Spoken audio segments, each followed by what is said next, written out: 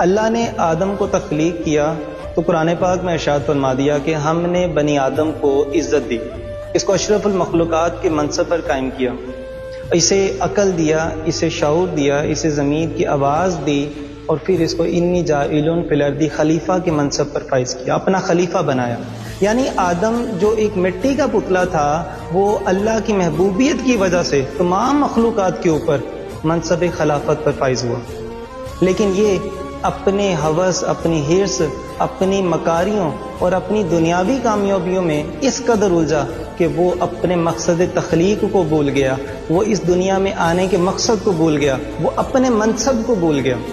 اللہ تعالیٰ نے تو قرآن پاک میں دوستو واضح ارشاد فرمایا کہ اصل کامیابی اس شخص کے لیے ہے جس نے اپنے نفس کو پاک کر لیا، اور ناکامی ہے اس شخص کے لیے جس نے اپنے نفس کو آلودہ کر لیا۔ ہم اپنے نفس کو آلودہ کیے بیٹھے ہیں، گمراہیوں کے راستے پہ لیے بیٹھے ہیں، اس کو ناپاکیوں میں الجھائے بیٹھے ہیں۔ ہمیں اللہ کا قرب، اللہ کی دوستی، اللہ کی ولایت حاصل نہیں ہوگی جب تک ہم اپنے نفس کو گمراہیوں، ناپاکیوں سے پاک نہیں کر لیتے۔ دوستو، قرآن وہ کتاب ہے جو ہمیں سیدھا راستہ فراہم کرتی ہے، رہنمائی کرتی ہے ان تمام منصب اور تمام مقامات کی طرف